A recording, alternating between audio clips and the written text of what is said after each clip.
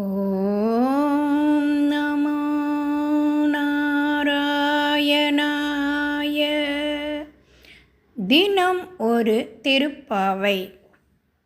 திருப்பாவை பாசுரம் 26 பொருள் விளக்கத்தை பார்க்கலாமா?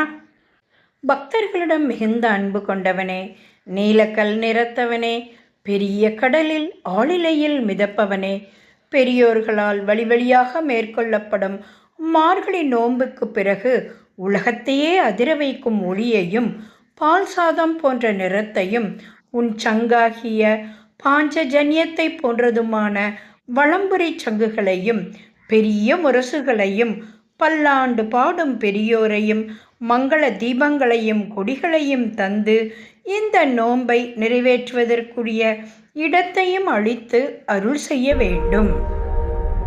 பாஞ்சஜன்யம் என்னும் சங்கை திருமால் ஏந்திருக்கிறார். இந்த சங்கின் கதை தெரியுமா?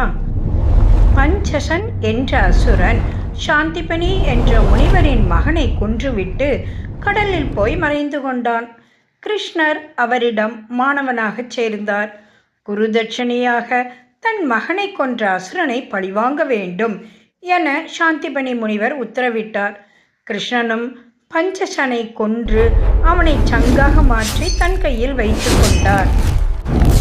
அசுர சங்கு என்பதால் தான் குருஷேத்திரத்தில் அதை ஊதும் போதெல்லாம் அதன் பேரொலி கேட்டு எதிரி படைகள் நடுங்கியதாக கூறுவர்.